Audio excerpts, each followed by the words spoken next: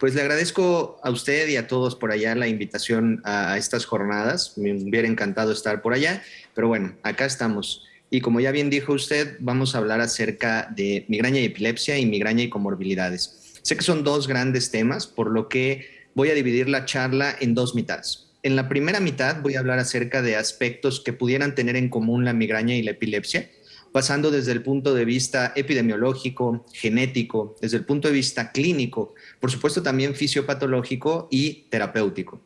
Y a la segunda mitad de la charla vamos a hablar de migraña y comorbilidades. Voy a mencionar de manera breve algunas de las comorbilidades, pero haciendo especial énfasis en implicaciones terapéuticas que estas comorbilidades pudieran tener en nuestros pacientes con migraña.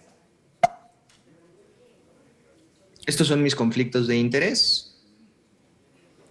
Y bueno, empezando con epidemiología, sabemos que la Organización Mundial de la Salud coloca a la migraña como la tercera condición médica con mayor prevalencia a nivel global. De hecho, es más prevalente que el asma, la diabetes y la epilepsia juntas. Asimismo, es la sexta enfermedad más incapacitante a nivel mundial. Y este mismo organismo compara la incapacidad que puede llegar a generar la migraña con un día de demencia o inclusive cuadraplegia, para que nos vayamos dando una idea de qué tan incapacitante puede llegar a ser. Es la segunda condición neurológica con mayor discapacidad en el mundo, solamente por detrás del evento vascular cerebral. De acuerdo al estudio de carga de enfermedad o Global Burden of Disease del 2016, hoy sabemos que alrededor del mundo existen más de 3.000 millones de personas que padecen cefalea, de las cuales casi 2.000 millones tienen cefalea tensional y poco más de 1.000 millones presentan migraña. Eso quiere decir que 1 de cada 7 personas en el mundo tienen esta enfermedad. En esta diapositiva les presento la prevalencia mundial de la migraña por cada 100.000 habitantes. En el mapamundi, aquellos países que están en rojo, mientras más rojo intenso, como en el caso de Italia o de Nepal, mayor prevalencia de migraña tendrán.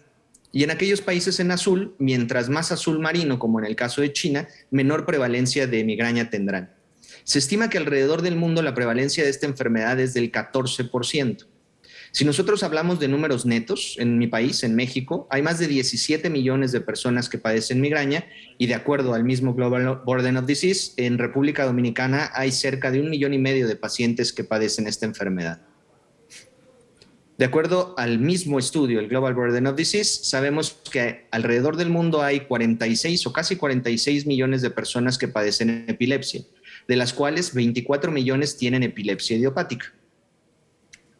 E igual que con el mapamundi anterior, aquí les presento la prevalencia mundial de la epilepsia por cada 100.000 habitantes. Aquellos países en rojo serán los que mayor prevalencia de epilepsia tienen y aquellos países en azul los que menor prevalencia de epilepsia tendrán. Se estima que alrededor del mundo la prevalencia de esta enfermedad es de 0.5 al 1% de la población mundial. En mi país hay cerca de 720,000 personas con epilepsia y en República Dominicana, igualmente de acuerdo a este mismo estudio, alrededor de 31,000 pacientes con epilepsia. ¿Y en dónde se empiezan a mezclar entonces estas enfermedades? El 6% de los pacientes que tienen migraña también tienen epilepsia. Y como ya mencioné, solamente del 0.5 al 1% de la población general tiene epilepsia.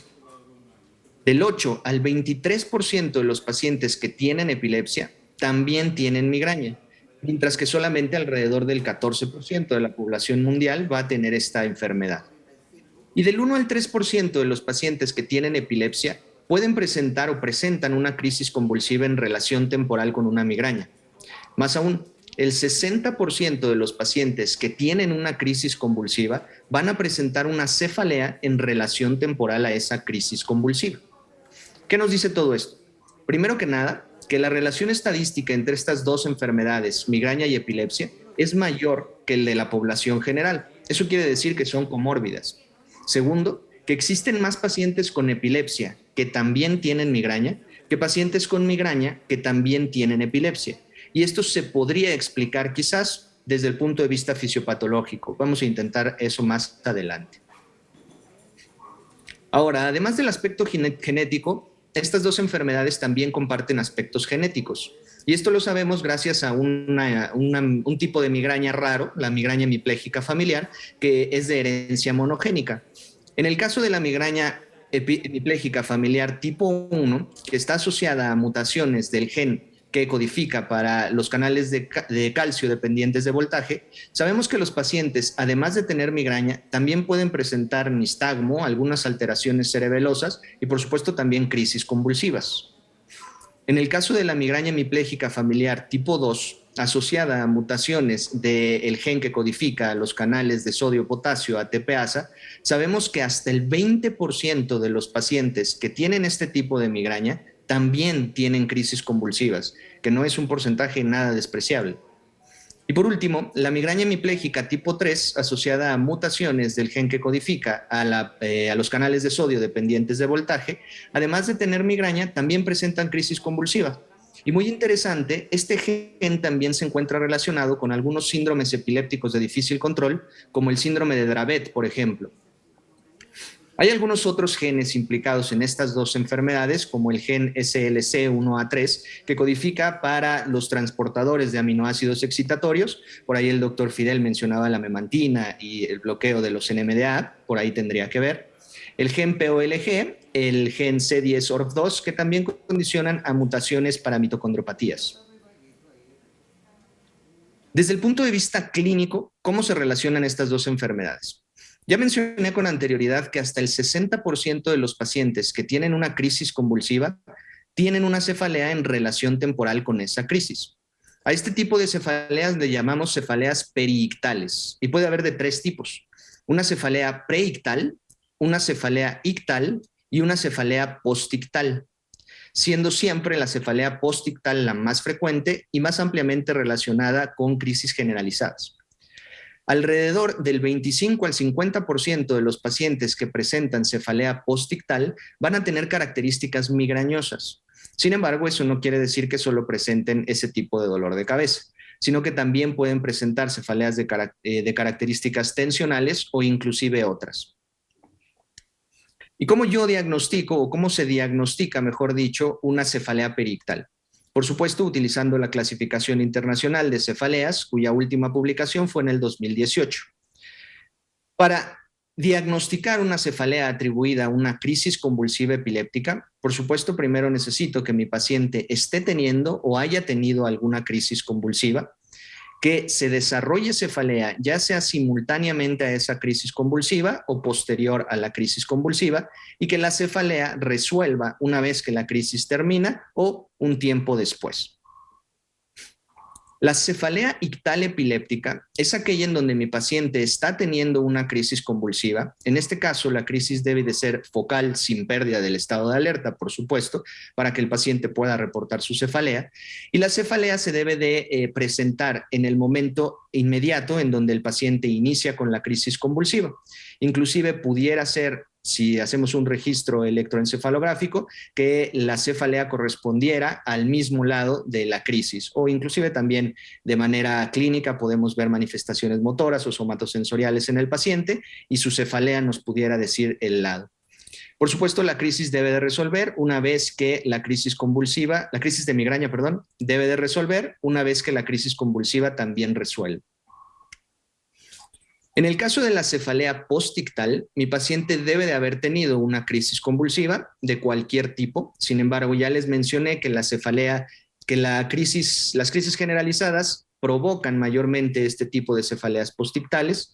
Asimismo, también pacientes que tienen crisis epilépticas refractarias o resistentes a tratamiento, o pacientes que tienen crisis occipitales presentan con mayor frecuencia este tipo de dolor de cabeza, que se debe de desencadenar dentro de las siguientes 3 horas que terminó la crisis convulsiva y debe de resolver dentro de los siguientes 3 días de haber terminado la crisis convulsiva. Hay un apartado en el cual me gustaría hacer una mención específica, que es la crisis convulsiva gatillada por una migraña con aura, lo que antes se llamaba migralepsia. En este caso, los pacientes, primero que nada, deben de tener el diagnóstico de una migraña con aura y, simultáneamente a que inicie la crisis de migraña con aura, el paciente presentar una crisis convulsiva de cualquier tipo, o bien, dentro de la siguiente hora de haber terminado la crisis migrañosa, presentar alguna crisis convulsiva. En este tema, bueno, nos podríamos llevar otra charla muy interesante hablando de migralepsia. Ahora, ¿qué mecanismos fisiopatológicos podrían compartir estas dos enfermedades? Y no podemos hablar de fisiopatología sin, por supuesto, mencionar a la depresión cortical propagada o el CSD, que como ustedes saben, esta es una onda de despolarización acompañada inicialmente de una hiperemia en regiones occipitales que va moviéndose de manera anterior en una velocidad de 2 a 6 milímetros por minuto. Esta descarga va después acompañada, o seguida, mejor dicho, de una oligoemia y ¿cómo se dice? Una limitación en la descarga neuronal. Este CSD se ha visto que puede provocar liberación o que provoca liberación de diferentes neuropéptidos en las terminales nerviosas, como el CGRP, sustancia Y, neuropéptido Y, sustancia P, perdón, e inclusive el PACAP, provocando asimismo dolor de cabeza. Igualmente sabemos que la epilepsia es una descarga paroxística hipersincrónica de un grupo de neuronas del sistema nervioso central que se propaga a una velocidad mucho más rápido que el CSD, 0.35 milímetros por minuto, pero que ambas fisiopatologías pudieran estar relacionadas con un menor umbral neuronal cortical. Inclusive, algunos autores postulan que la epilepsia o una crisis convulsiva podría desencadenar un CSD, que digamos que podría ser un umbral mucho más leve que el umbral de la epilepsia, y provocando así el dolor de cabeza.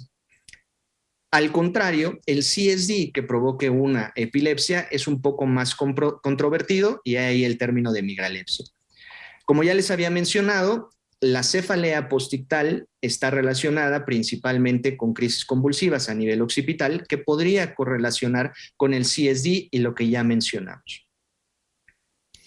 Esto abre una pregunta muy interesante. ¿Una crisis convulsiva pudiera activar neuronas trigéminovasculares, que como ya también mencionó el doctor Fidel, es parte de la fisiopatología de la migraña? Y la respuesta nos la da el grupo del doctor Melo Carrillo, en donde hicieron un experimento muy interesante en ratones, por supuesto. Lo que hicieron fue inyectar picrotoxina directamente en la corteza parietal del ratón con el objetivo de estimular o de crear una crisis convulsiva. Y asimismo medir fibras periféricas, fibras de tipo A delta y fibras tipo C, y neuronas centrales de amplio rango dinámico y neuronas de alto umbral, para ver si se despolarizaban. Y encontraron algo muy interesante. Lo que ustedes ven en las gráficas en color negro, en la parte de arriba, es la crisis convulsiva. Y lo que ustedes ven abajo en azul es cuando las neuronas o las fibras, dependiendo del tipo, no están activadas, y en rojo cuando se activan. Ellos demostraron que después de una crisis convulsiva, puede haber activación desde 1 minuto de estas fibras nociceptivas hasta 120 minutos posterior a la crisis convulsiva, que más o menos corresponde a los tiempos que se designan en la clasificación internacional de cefaleas, lo cual resulta muy interesante. Y más aún, la llevaron un paso más allá. Aplicaron lidocaína en la dura madre para ver si después de estimular esta crisis convulsiva también se podía estimular las vías nociceptivas. Y encontraron que no. Si el ratoncito tenía la lidocaína en la dura madre y se le provocaba la crisis convulsiva, no había estimulación de estas vías periféricas ni centrales. Y una vez que se hace el lavado de la lidocaína, entonces sí, las fibras tanto periféricas y después centrales se activaban. Y esto nos deja enseñanzas muy importantes. Primero que nada, una crisis convulsiva sí puede activar neuronas trigéminovasculares de primero y de segundo orden, lo que correlaciona con estas cefaleas principalmente ictal y posictal. La activación del sistema trigéminovascular depende de la activación de nociceptores meningios, sí o sí, dado que lo demuestra la lidocaína. Si fueran independientes, se hubieran activado neuronas centrales, aunque las periféricas no, pero sí requieren una de la otra. Y por supuesto, este estudio puede explicar tanto la cefalea ictal como postictal. Ahora, de manera breve, de manera contraria que un CSD pueda provocar una crisis epiléptica, no hay estudios que lo demuestren. Desde el punto de vista de implicaciones terapéuticas en dónde se mezclan estas enfermedades, pues es muy sabido que medicamentos para el tratamiento preventivo como los antiepilépticos, topiramato y valproato de magnesio, son usadas en ambas patologías.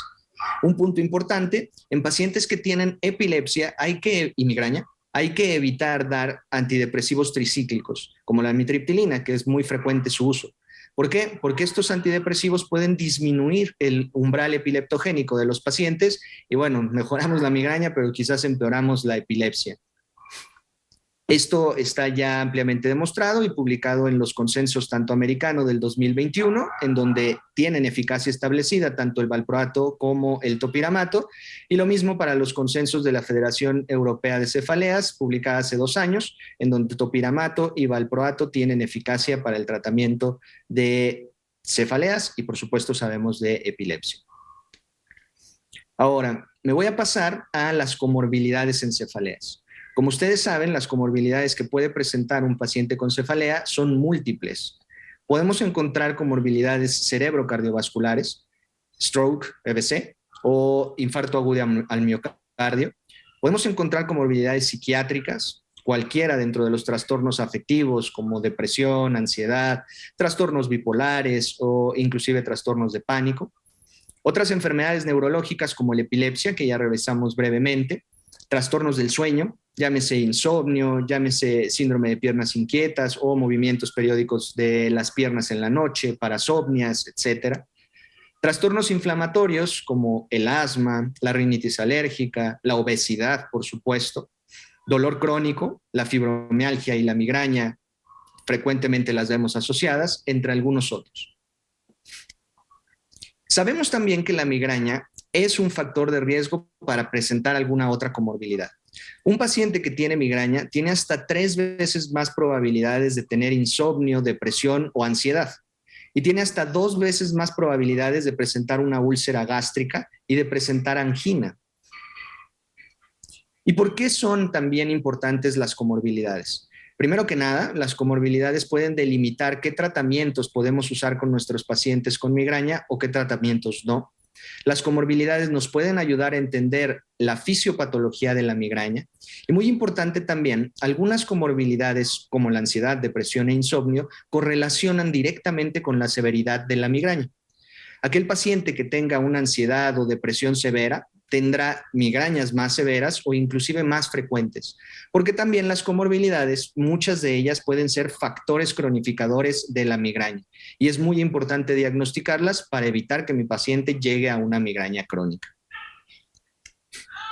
Hablando meramente desde las comorbilidades cerebrocardiovasculares, todos nosotros sabemos que la migraña, principalmente la migraña con aura, es un factor de riesgo para que el paciente pueda sufrir un EBC, tanto isquémico como hemorrágico, o un infarto agudo al miocardio y angina de pecho.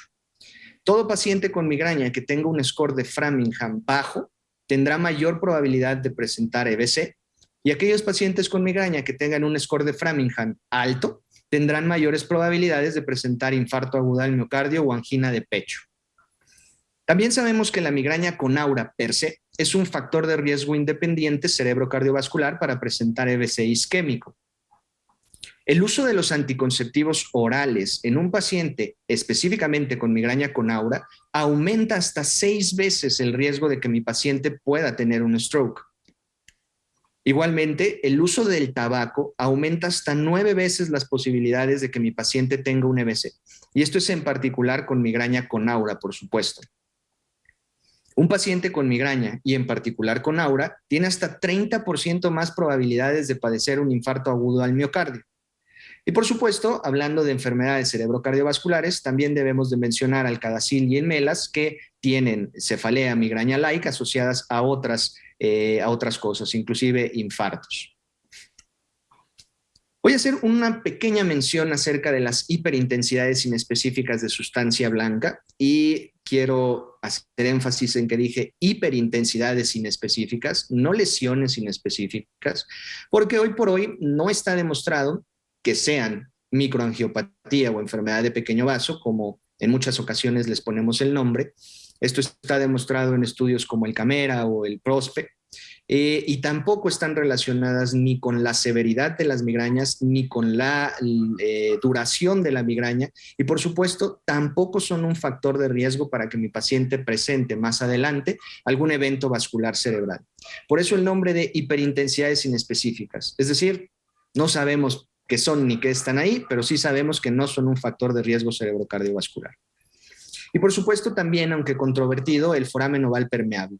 En algunos pacientes, principalmente con migraña con aura, se ha encontrado que tienen foramen oval permeable y al cerrarlo mejoran mucho sus migrañas. También controvertido, pero vale la pena mencionarlo. Desde el punto de vista de las implicaciones terapéuticas en las comorbilidades cerebro-cardiovasculares, a un paciente que tiene migraña con aura, y a todos, nadie debería de fumar, pero bueno, se les debe recomendar no consumir tabaco o en el caso de que lo estén haciendo, por supuesto que disminuya o cese por completo su hábito. En aquellos pacientes que tienen migraña con aura y fuman, debemos de tener especial consideración con el uso de anticonceptivos, porque ya vimos que las dos son factores de riesgo y aumentan las posibilidades de que el paciente tenga un EBC. Y si mi paciente tiene migraña con aura y además tiene otro factor de riesgo cerebrocardiovascular o trombofilia, por supuesto que estos anticonceptivos estarán contraindicados. En aquellos pacientes en donde encontramos hiperintensidades inespecíficas de sustancia blanco, no está recomendado el uso de antiagregantes plaquetarios, ni clopidogrel, ni aspirina o ácido acetil salicílico, mejoran el outcome de ese paciente. Inclusive, ustedes sabrán también que recientemente el EIN publicó que a menos que, por supuesto, mi paciente haya tenido un EBC o un infarto agudo del miocardio y demos profilaxis secundaria de estos padecimientos, se debe dar la aspirina. De otra forma, el riesgo que hay es mayor al beneficio que le podemos aportar a los pacientes que no han tenido ningún evento. Entonces, no hay que darlos. Por supuesto, sabemos que algunos medicamentos como los beta bloqueadores o otros antihipertensivos como el lisinopril o el candesartán han demostrado tener cierta eficacia en el tratamiento preventivo de la migraña. Sin embargo, no se ha demostrado que elegir estos medicamentos disminuyan el riesgo cerebrocardiovascular de mis pacientes con migraña. A tomar en cuenta cuando utilizamos o vamos a utilizar algún tratamiento abortivo, los triptanos y los ergotamínicos están contraindicados en pacientes que tengan una cardiopatía isquémica o que tengan hipertensión descontrolada, por lo cual deberíamos de escoger algún otro medicamento. Y en el caso de pacientes que tengan un foramen oval, repito, controvertido, pero el cierre del foramen oval, por supuesto que está justificado para el tratamiento de la migraña y por supuesto que para evitar eventos vasculares cerebrales. Otras comorbilidades también muy frecuentes, de hecho, de las más frecuentes que vemos en la práctica clínica, son las comorbilidades psiquiátricas. Las comorbilidades psiquiátricas como depresión, ansiedad, estrés postraumático, en la que ustedes le quieran poner nombre, si no las diagnosticamos de manera oportuna y las tratamos de la misma forma, vamos a ver un impacto negativo en cualquier medicamento que nosotros utilicemos para tratar la migraña. Debemos tratar las dos si queremos que nuestro paciente mejore sus migrañas. Además de que también muchos de ellos son factores cronificadores de la migraña. Un paciente per se que tenga migraña tiene hasta 2,5 veces más probabilidades de desarrollar una depresión mayor. Y si mi paciente tiene depresión mayor y migraña, correrá más riesgo de tener ser resistente o refractario al tratamiento y por supuesto de algún sobreuso de medicamentos, que ya el doctor Fidel también mencionó con anterioridad. Un paciente con migraña también tiene hasta de 2 a 5 veces más probabilidad de tener un trastorno de ansiedad. Una cosa muy importante que me gustaría mencionar en el caso de estas dos enfermedades, tanto la depresión como la ansiedad, usualmente tendemos a echarles la culpa a estas enfermedades de que mi paciente tenga migraña. Y no es así. Coexisten. A pesar de que en la clasificación internacional también existe una cefalea asociada a ansiedad o una cefalea asociada a depresión, los criterios son muy estrictos. El paciente solamente presenta la cefalea cuando tiene depresión o cuando tiene ansiedad y al corregir esto se quita. El común denominador en los pacientes que nosotros vemos con migraña es que esto se les vaya pegando y aunque no tenga depresión, bueno, sabemos que va a seguir con migraña el paciente, es decir, no le echen la culpa a estos, los trastornos psiquiátricos no son la causa de la migraña. El estrés es otro factor que se ha asociado tanto como comorbilidad como un factor de cronificación. Y cuando hablo de estrés me refiero a pacientes que han cambiado de residencia, que han tenido problemas maritales, que perdieron el trabajo, que tienen problemas con sus hijos. Se ha visto que pacientes que tienen migraña y estos factores estresantes tienden a cronificar más su migraña que aquellos que no tienen factores estresantes. Los trastornos del sueño, también en la mitad de los pacientes que padecen migraña los podemos encontrar, parasomnia, sinsomnia o insomnio, etcétera, etcétera. Los dolores, por supuesto, más severos van a correlacionar con una menor calidad del sueño y duración del sueño. E inclusive algunos pacientes también pueden tener ideación suicida y el 2% de los pacientes con cefalea lo pueden llegar a intentar. Esto es mucho más frecuente en cefaleas trigémino-autonómicas, por supuesto no tanto en migraña.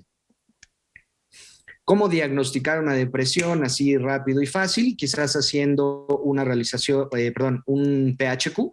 Son 9 preguntas que le podemos hacer al paciente directamente en el consultorio, no toma más de 2 minutos. Arriba de 15 es muy sugestivo de depresión.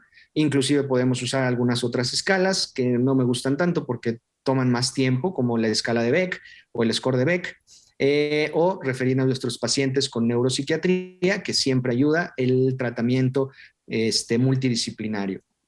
En cuanto al tratamiento de esta comorbilidad, la terapia de relajación, por ahí alguien en la audiencia mencionaba las terapias de relajación, el biofeedback, terapias cognitivo-conductuales, por supuesto que son efectivas, antidepresivos, y mencionar también y hacer énfasis en que aunque hay algunos antidepresivos como la venlafaxina, la amitriptilina, que sirven también en la migraña, muy difícilmente querer matar 2 pájaros de un tiro, es decir, denle alguno de estos 2 medicamentos para que pegue con la migraña y que pegue con la depresión, va a funcionar. Generalmente tenemos que tratar la depresión por aparte y la migraña por aparte.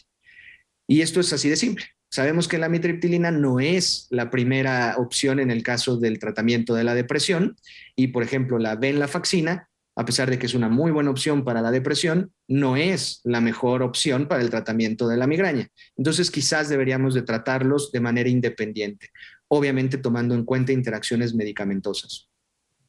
Haciendo todo esto, mejora la carga de la enfermedad y, por supuesto, la discapacidad en los pacientes. Otra comorbilidad muy importante es la obesidad, que también es un factor de riesgo cronificador de la migraña. Un paciente con sobrepeso tiene hasta 3 veces más probabilidades de cronificar una cefalea y un paciente con un IMC o índice de masa corporal mayor de 30 hasta 5 veces más posibilidades de presentar una cefalea crónica diaria. Inclusive, el peso está directamente relacionado con la frecuencia de la migraña. Estudios poblacionales nos dicen que pacientes que tienen migraña y que tienen un índice de masa corporal normal, solamente 4% de ellos tenderán a tener migrañas episódicas de alta frecuencia.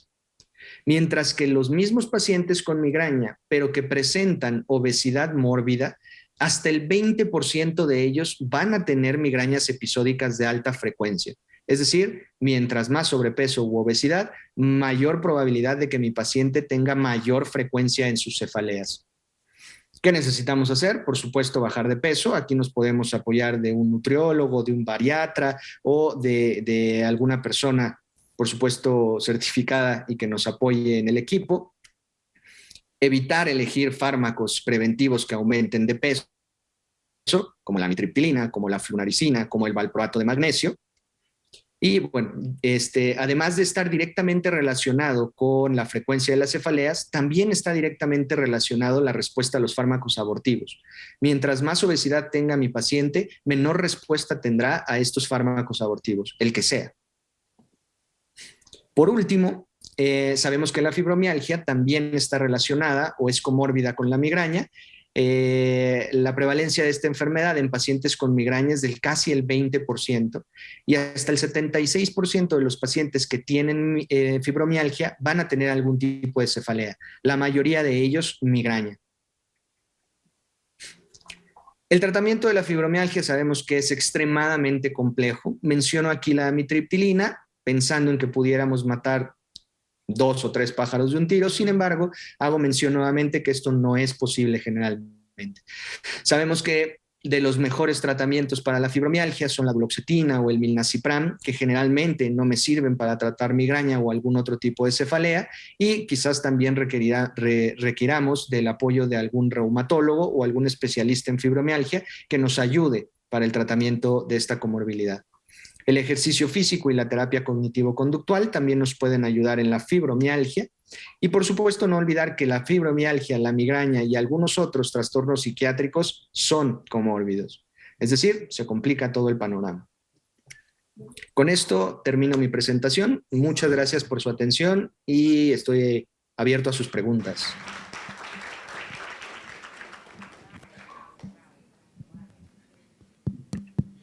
Muchas gracias, doctor Gudillo. No se me vuelve a olvidar el nombre ahora. No es que yo no te quiera, es que uno se pone un chin nervioso, tú ves. Gudillo Castelazo, ya sabemos. Muy bien. Entonces, doctor, muchísimas gracias por su presentación. Hemos aprendido muchísimo en un tema tan difícil como este, de comorbilidades tan importantes como la epilepsia, como la migraña, como la fibromialgia, etc. O sea que hemos aprendido mucho y te agradecemos infinitamente tu participación. Y recuerda que te esperamos muy pronto presencial aquí en nuestro país, donde te queremos mucho.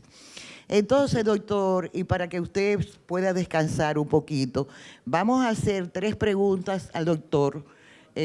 No intervenciones, sino si alguien quiere preguntarle algo al doctor. Sí, ¿cómo no? ¿Cómo lo hacemos ya? Ya yo se lo dije. Algo que eché de menos en su intervención, por cierto, extraordinaria, el componente evacuación, estreñimiento, problema en relación con eso y en relación con la migraña. Claro, con la epilepsia más lejos, pero el estreñimiento fundamentalmente. ¿Me escuchó bien? Sí, doctor. Bien. Por supuesto, sabemos que los pacientes que tienen migraña también llegan a tener gastroparesia, ¿no? Que la gastroparesia justifica algunos de los fenómenos no dolorosos de la migraña, como la náusea o el vómito. Y que si nuestro paciente llega a tener esto, también algunos mitriptilina pueden empeorar. Sabemos que la mitriptilina, como efecto adverso, causa estreñimiento. Entonces, por supuesto que es algo que debemos de interrogar a nuestros pacientes con el objetivo de disminuir el que el paciente tenga estreñimiento, ¿no?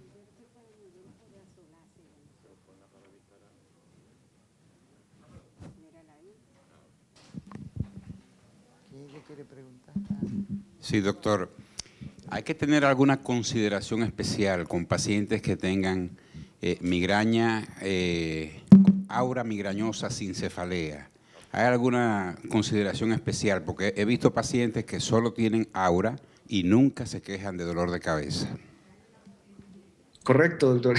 Y déjeme decirle que me metió en una complicación porque desafortunadamente la mayoría de los tratamientos, si no es decir todos, están enfocados en la fase dolorosa de la migraña y no tenemos un tratamiento como tal específico nada más para el aura. El aura puede ser sumamente discapacitante, inclusive muchas veces más discapacitante que el dolor que puede llegar a tener el paciente. Hay algunos estudios por ahí con antagonistas dopaminérgicos, domperidona, metoclopramida, que pudieran ayudar con el aura. Sin embargo, no hay nada claro, nada para decir, sí, si mi paciente nada más tiene aura, denle este medicamento, no. Ahora, como consideración especial, pues bueno, el aura es el factor independiente, como ya mencioné, como factor de riesgo cerebrocardiovascular. Entonces debemos de tener las mismas consideraciones que mencioné en ese apartado, aunque no está al 100% investigado, ¿no? Muchísimas gracias, doctor. Espero que pueda descansar y vamos a darle un pequeño aplauso. Muchas gracias. Hasta pronto, doctor. La doctora Robles le va a preguntar algo. Sí, Manuel, gracias por aceptar nuestra invitación. Y yo quería saber si nació tu hijo. Sí, doctora, ya nació hace Contentísimo. Felicidades, te esperamos pronto. Muchas gracias. Doctor. Bye. Entró Mena ahora.